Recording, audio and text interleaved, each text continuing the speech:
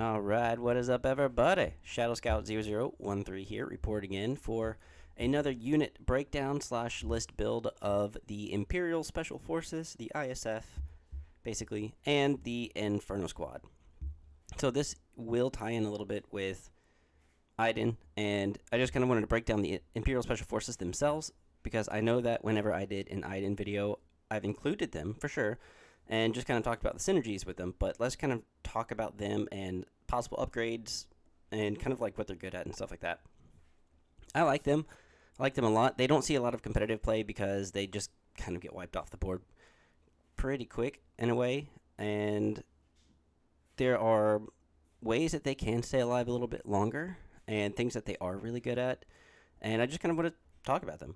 So yeah, welcome to the channel. If you haven't already, go ahead and head to the Discord channel, become a member, and this is where you're going to be able to, we're going to have a video, I think next Tuesday, where we will have the Shadow Command live Q&A. I'm going to give you guys the time that we're going to be there, and you know, I'm just trying to figure out how the best way will be, and I kind of want to either talk for 30 minutes or, you know, again, people who are Patreon members get the special Discord spots and can go to the briefing room and call in and ask questions, and I'll give you more details as soon as I can. I'm trying to figure it all out so that I can hear you guys and talk to you guys a little bit more and in person and with other people to give you guys kind of what you want. That's all. And so head to the Discord and become a member. Also, just start asking questions. If you have a GAR list or if you have a CIS list, a Rebel list, right now I feel like the CIS is kind of lagging. The Empire and Rebels are doing really well, and a little bit of Republic is there. But yeah, if you've got something that you want us to look at or something that you just kind of have in mind, if you are playing in a tournament, go ahead and head over here and ask that question. Also, you can head to the Clan of Shadows Patreon right here and support the channel. This will help with giveaways, and this will help with just more content and hopefully some battle reports in the future. Just trying to get that situated. It's just hard with my schedule and everyone else's schedule just to get something down. So become a member as soon as you can, just for at least the giveaways for now, because whatever you put in is going to hopefully get back out to you. And then also, if you haven't already, go ahead and head to theburnacademy.com for $15 a month. You can subscribe, download the app, and you'll get 3, 4, 5, and 6 day a week workout programs, corrective exercise programs, 30-minute torture program, at-home stuff, everything for your abs and core, 120 different recipes, coaching videos, tracking your progress. And right now I am going through another certification test, and I will be getting certified again for a new certification. And yeah, so it's all going to get better. I'll be a glute specialist, or what I like to say, a bootyologist. So if you need some information on bootyology, just come to the bootyologist. If you know what movie that's from, kudos to you. But all right, let's go ahead and oh yeah, and for the giveaway, I will announce the giveaway winner for the Battle Force box at the end of this, so stay tuned. And yeah, then we'll start giving away another give something. I don't know what it is exactly yet. At least it's going to be a $25 Amazon gift card, but hopefully we'll get you something a little bit more exciting, so stay tuned for that. All right, so let's talk about the Imperial Special Forces. Let's just click them real fast, and you're going to get 4 of them, naturally, and then you'll be able to include a heavy, so you'll have 5. They're only 68 points, so it's not bad to begin with. Still a little high. If they could come down to, like, maybe 65, that could be cool. Then they have 1 health each. They have 2 courage, which is pretty common for Special Forces. They surge to hit, which is really nice. A lot of Empire do. They don't surge to defense, but they do have a reliable 1, so at the start of the activation phase, they're going to gain a surge token specifically for their red dice saves. So, because you already surged to hit, so it's nice to have that kind of thing to fall back on. Then they move at speed 2. They've got a range 1 to 3 gun, which is black, and it does surge, so you're getting a pretty good way of getting hits in. They do roll a black dice in melee, which is not the greatest, because, you know, even stormtroopers have black dice, but, you know, whatever. They have infiltrate. So this is what I really liked about them is you may deploy anywhere beyond range 3 of all enemy units. So basically, it doesn't matter about the deployment zone as long as you are beyond range 3 of any enemy unit. Doesn't matter where they are. You have to, if you're going to put yourself on the board, you might want to, measure from different units on the board already before you infiltrate, and or this is a possible way of getting really good, flanking positions. Or if you are trying to just get into their back objective, infiltrate can do really well. You just have to be really careful because usually when you infiltrate, you could get blasted away pretty quickly. Just depends on how you decide to use it. You could even use it as like a scout 1, 2, maybe 3 move. You don't have to go all the way to the middle of the board. But if you do, I have seen where that if you're blue player and you have recover the supplies, it's really easy to go ahead and put down Inferno Squad or Imperial Special Forces or someone right on basically the middle. You can't start on objectives anymore, but you'd be able to start right there in the middle, kind of walk to it, claim it, and skadoot. It just is a little bit tougher with the new rules, saying that you can't start on an objective. It makes it a little tougher. Kind of takes away from infiltrate, but infiltrate is still a good word, a good keyword. Marksman is where they really shine because while attacking, you can spend aim tokens to improve attack dice results. So if you have got a hit, you can spend an aim to make it a crit. Simple as that. And if there's ways that you can generate as many aim tokens as possible on these guys, it will help increase their offensive capabilities. But it just makes them a little bit more expensive, and since they don't crumble as fast as white dice, but they're still crumbling pretty fast because they're the front line. They're the ones that are obviously getting attacked first. Hopefully with that reliable 1 and red dice saves, you kind of last a little longer than 1 round. Now, but I like them. I still like them a lot. Let's look at the Imperial Special Forces Inferno Squad. So you have to equip Del Miko and Gideon Hask. Those are the 2 heavy spots, and you've got to equip them. Then you're going to get an extra person on the side. Everyone's got 2 health. So you're going to have a total of 6 health in this unit. And even if you didn't have, Iden, if you really wanted, you probably could just run the Imperial Special Forces, the Inferno Squad, for any reason, I guess, because it's still a 6 health unit, still 3 courage. It's going to be 3 courage because Gideon Hask increases the courage by 1, so giving you 3, which is really nice because then Iden is also courage 3. So you have a lot of courage 3 stuff on the board, especially if you include Boba Fett and or Mando. Just awesome. And then they still have infiltrate, marksman, and reliable 1, so they're still going to gain that surge token. And then they have retinue with Iden Versio. So at the start of the activation phase, if you're at range 1 or 2 of Iden, you're going to gain an aim or dodge. So it's just, if you're bringing Imperial Special Forces, you're better off bringing her with you, Iden with you. But if you, instead of putting Del Miko on an Imperial Special Forces or just Gideon Hask on an Imperial Special Forces, you might as well just have these guys, unless you plan on putting Del Miko on a Snow Trooper unit. And then Gideon Hask could technically, I guess, be on an Imperial Special Forces unit because he's got 2 health. So technically that would also be a 6 health unit, and you wouldn't have to worry about the, retinue and all that stuff. So that's the only time that, if you've got Gideon on a Snow and then you're not bringing Iden, and then you could probably bring in Imperial Special Forces with Gideon, but who knows? You're probably just more than likely pairing it with Iden. Now, the T-21 Special Forces Trooper is a range 1 to 3. It's 4 white, critical 2, and you do surge to hit already, but having that extra critical 2 is really nice. And you're pairing the 4 white with 4 black, so you're rolling 8 dice, critical 2, and then you have marksman. So the biggest thing that people will do is you'll have this guy, and you'll usually equip offensive push.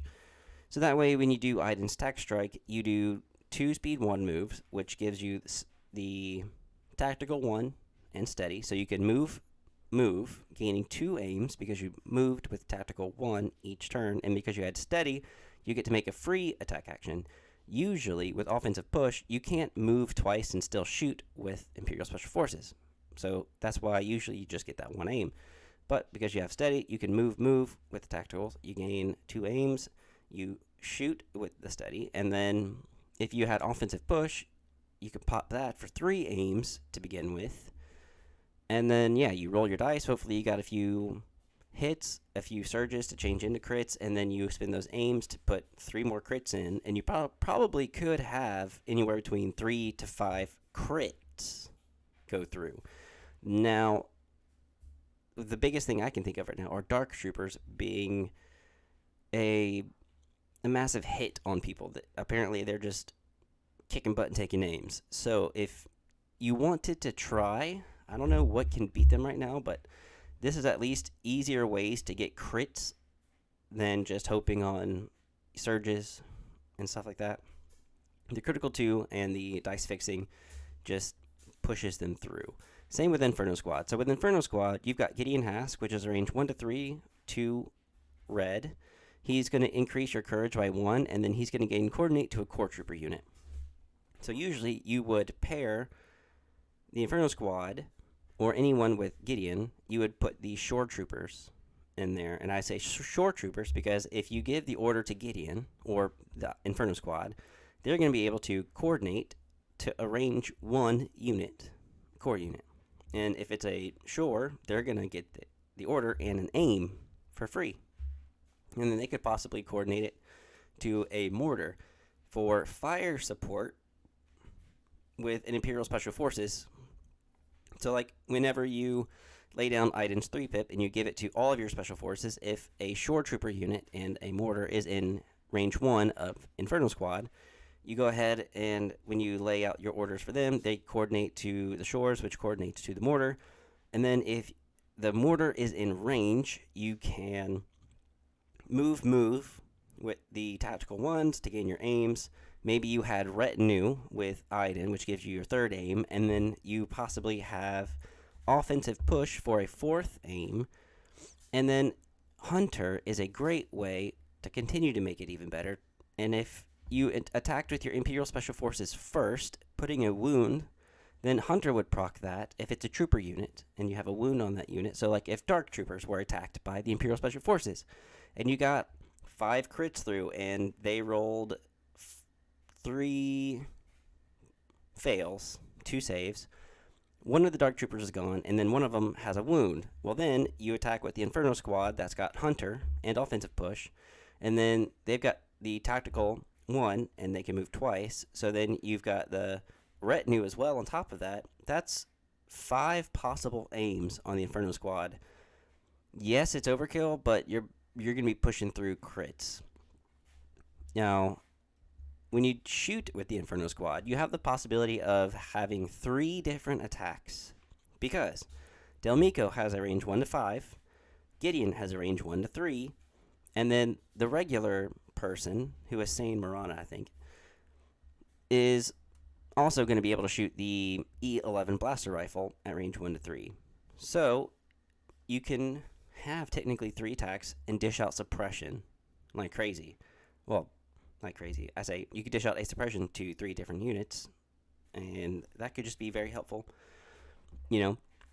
And it also helps with high velocity, because high velocity, if you pair Del Mico's 1 to 5 gun with the rest of the unit, you lose the high velocity, but you still keep the Pierce 1, or lethal 1, I should say. So that's why sometimes it's nice to have as many aims as possible, because then you can just use Del to shoot somewhere and then use those aims to dice fix or reroll. And then with the other aim, possibly, then you could use those with Gideon and the generic person on the squad. Another thing why I like Hunter on Inferno Squad is because of Del Mico. And if Del Mico decides to shoot at someone at range 1 to 5 that the other guys can't and they're wounded, you know, when you make that shot, Del Mico's getting that aim, and then the other guys can just make another shot somewhere else. Also, Del Mico and Gideon have 2 health each. These guys are just awesome. I love them, and I love the price. Really, really love the price compared to their old 38. Yeah, way, way better that they came down. Now, the only other thing I'm thinking of is Clan Ren. They need to come down from 38. Holy crap. Mandos definitely need to come down. But that's my opinion. Now let's keep looking at everything else. So we see the two guys that we have to put on the Inferno squad. Like I said, offensive push and Hunter are the biggest ones that I say you need to attach on here. Even on the Imperial Special Forces, if you wanted Hunter, you could, but again, you're getting really expensive. Like, you got the Inferno squad completely decked out at 100. You got the Imperial Special Forces with just the T-21 and Hunter and offensive push, and it's 107, and barely does anything that the Inferno squad does.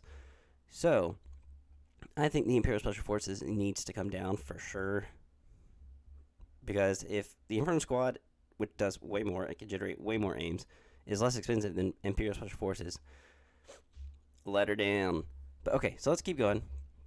With the Inferno squad, you're probably going to be giving them orders majority of the time, if you can, and if it's just them. So maybe if you needed to and give those orders to somebody else, HQ uplink could be good for Inferno squad. Comms jammer, you're probably going to get shot before you get anywhere near someone because you could infiltrate in so close. So I think no on comms jammer. Comms relay, I don't think you want because you might as well just give the order to Inferno squad because they're going to be able to coordinate it with Gideon to someone else.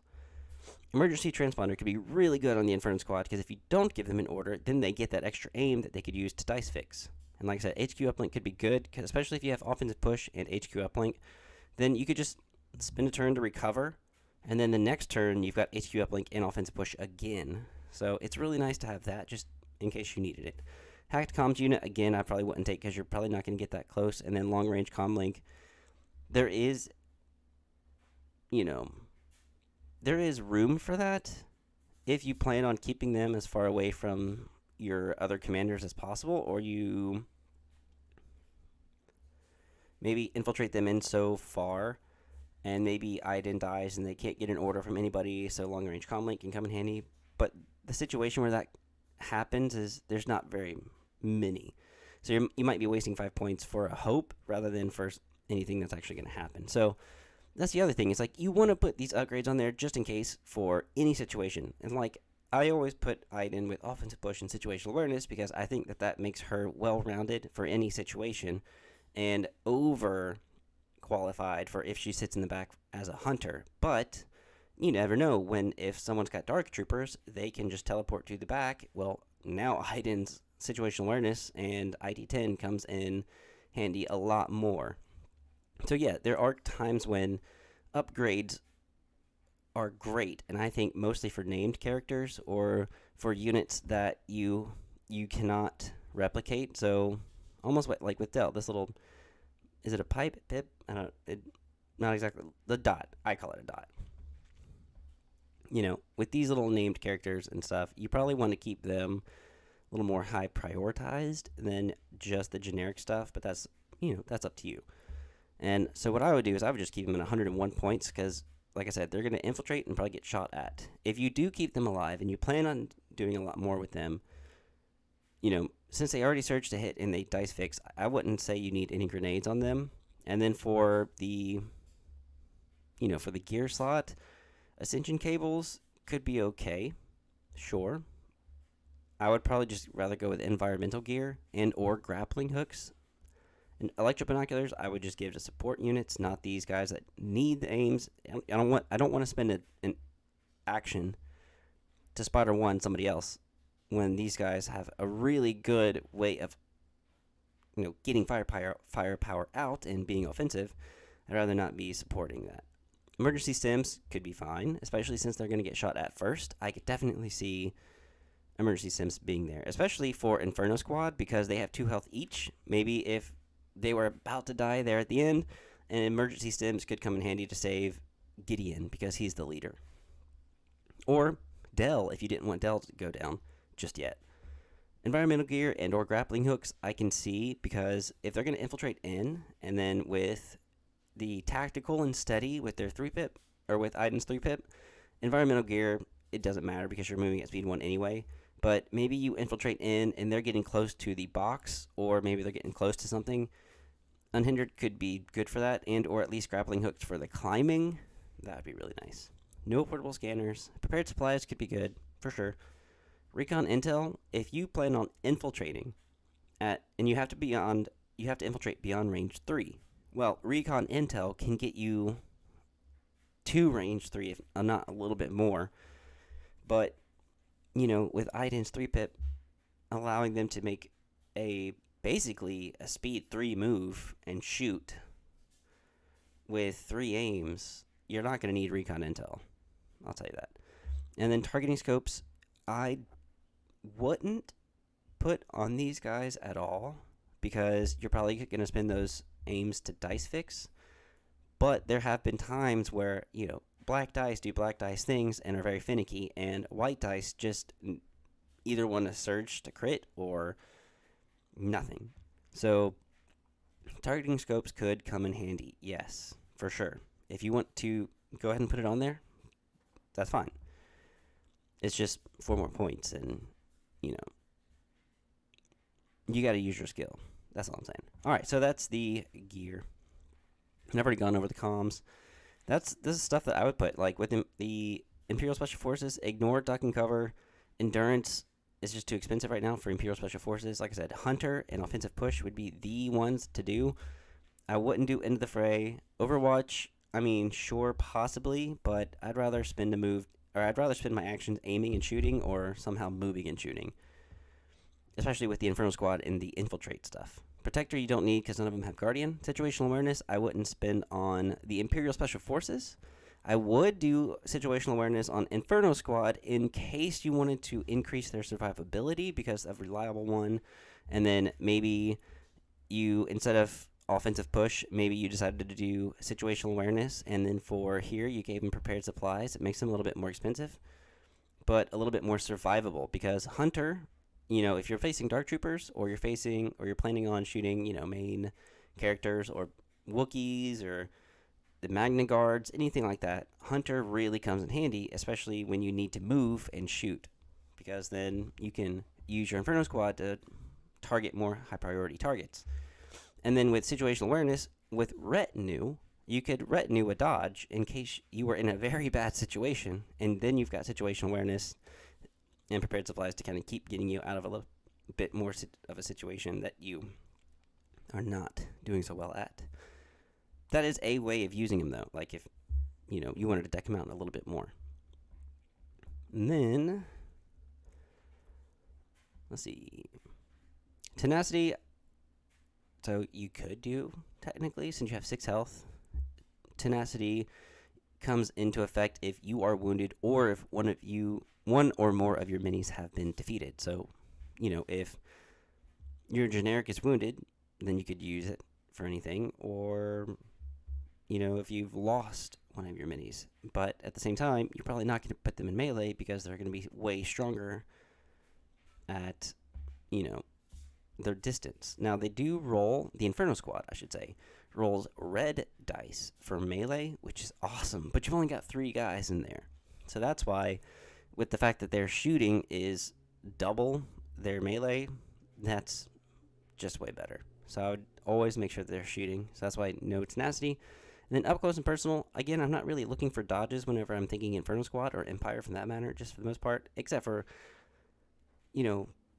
Mandos and Boba Fett. I'd rather keep them alive with getting dodges whenever they make offensive pushes because they're getting themselves into crazy situations.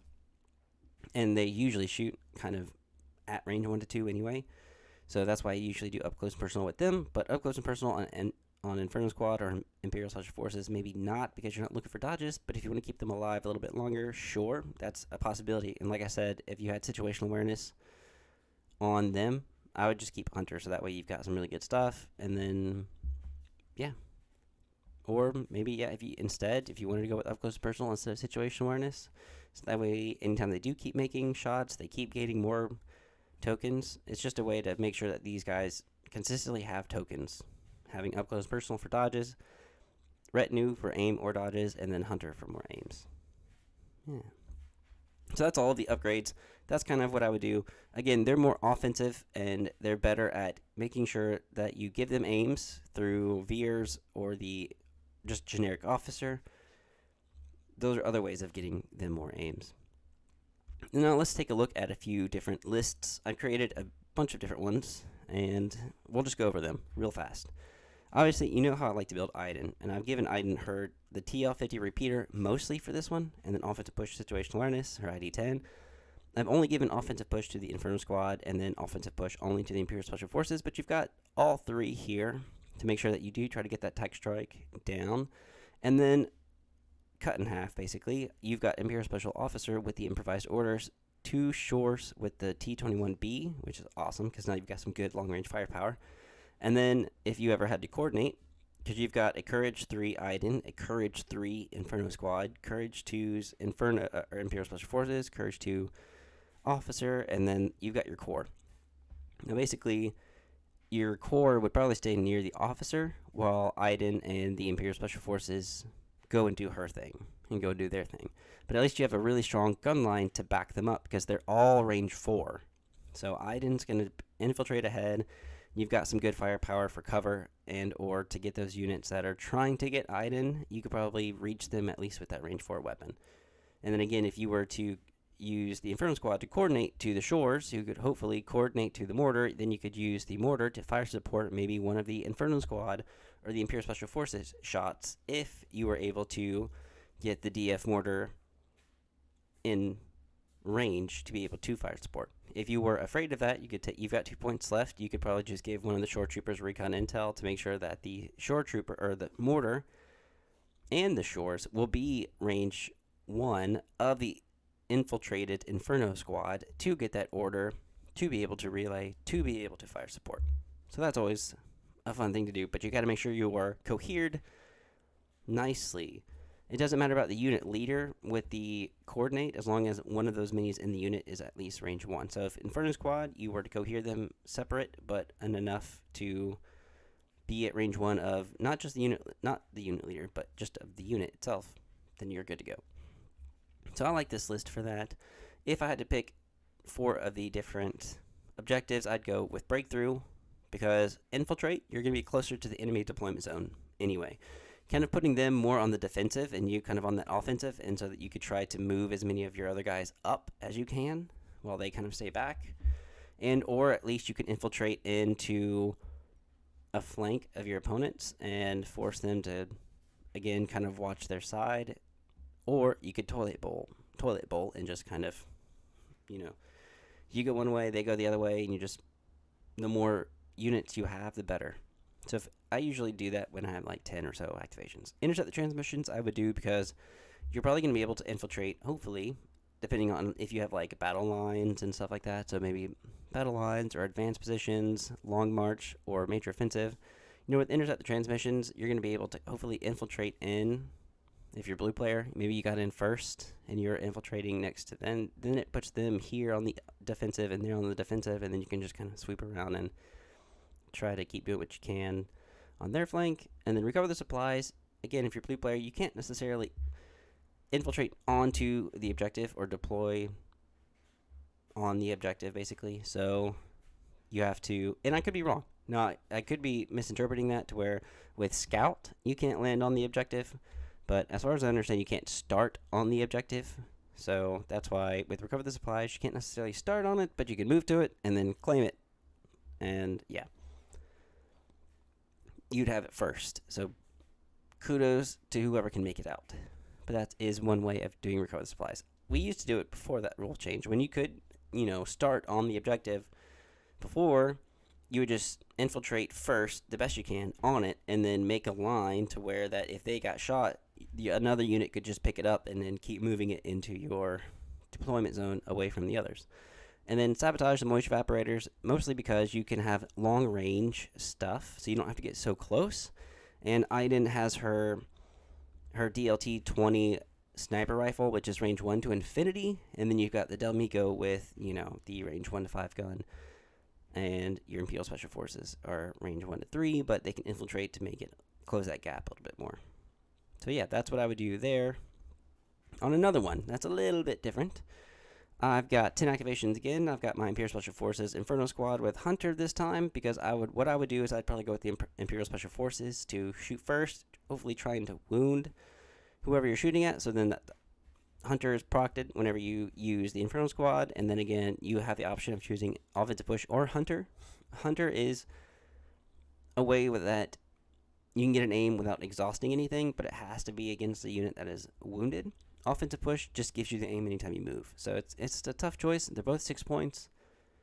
But yeah, there you go. And then I would probably give her her sniper rifle and then have the repeater just in case.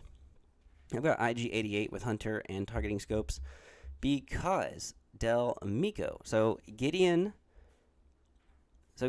increases your courage by 1 and you can gain coordinate, but Del Miko has not only high velocity and lethal, but repair 2, capacity 1. So he can repair 2 wounds once off of IG-88. So that's a great way to keep IG-88 alive a little bit more, giving him basically that 7 wounds. So that's really good. And then again, the IG-88 won't be suppressed. They'll be straight panic, but they can't be suppressed and lose actions. So that is always nice. Imperial Special Forces has electro binoculars and improvised orders just to give out those extra aims just in case.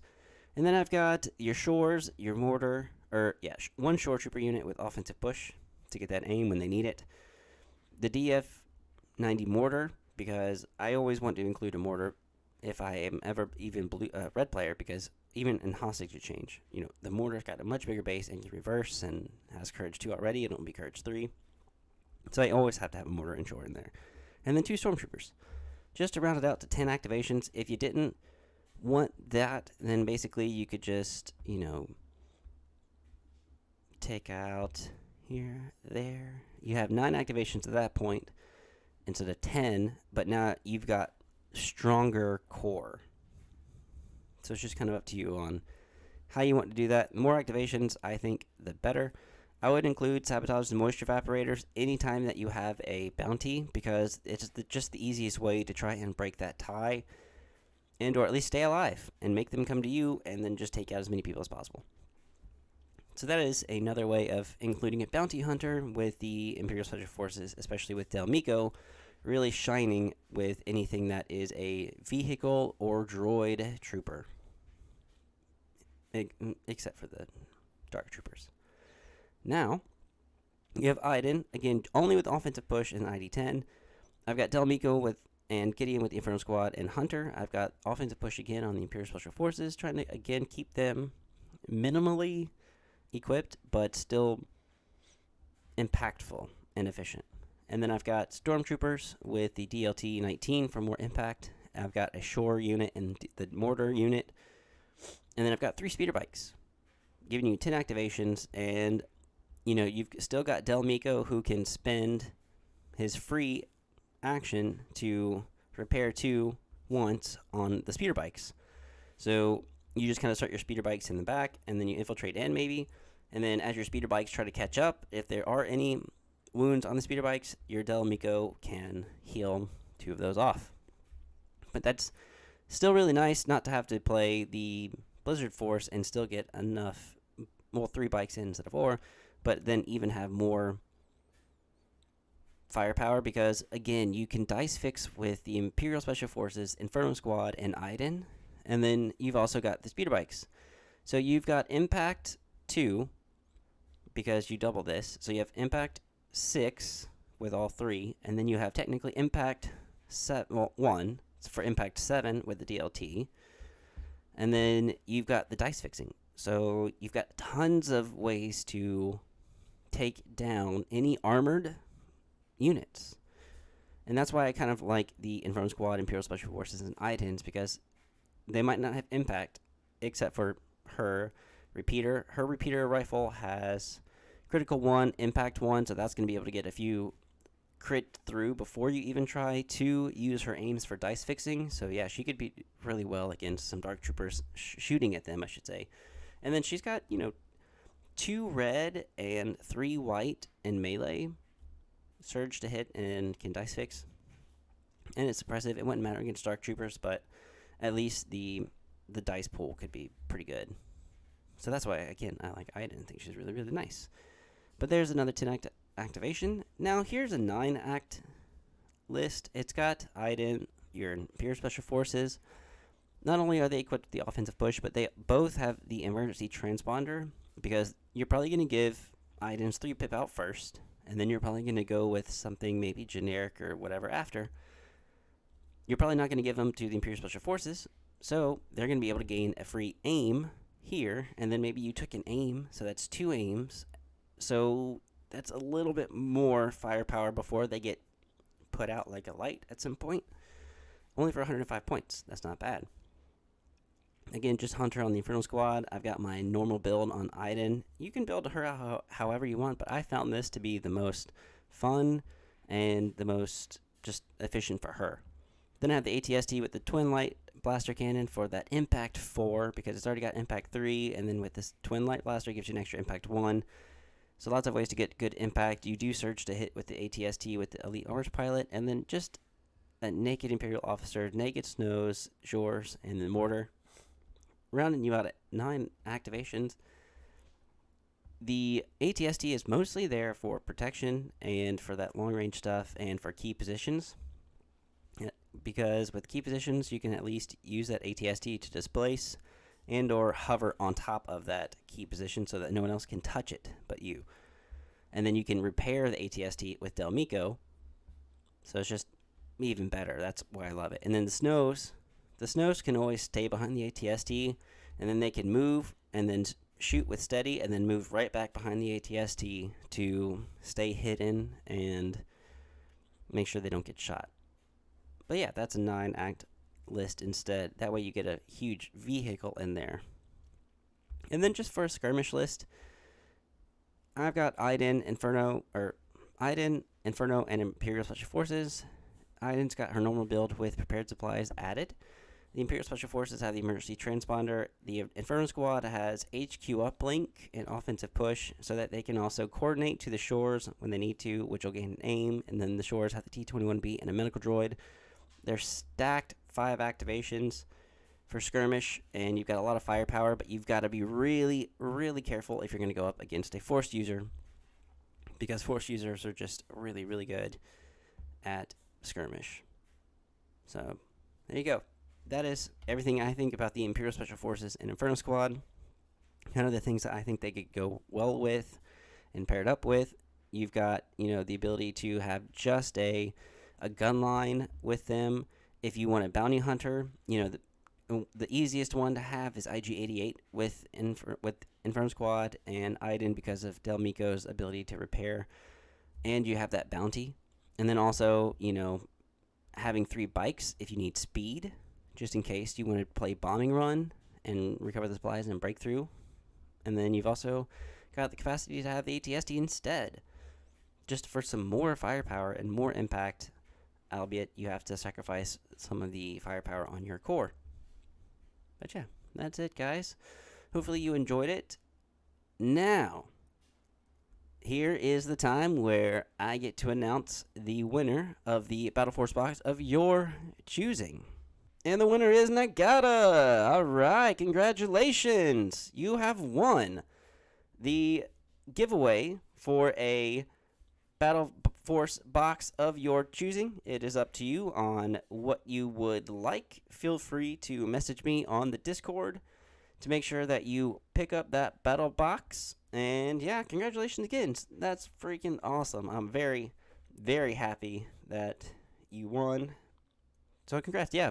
Now, go ahead and head to the Discord and be entered in to win more giveaways in the future. Become a subscriber and leave a comment down below to get more entries into the next giveaway. The next giveaway at the moment is probably going to be a $25 gift card, and we'll announce that sometime in June. Probably, I'll make an announcement of when specifically, but it'll probably be at the end of June.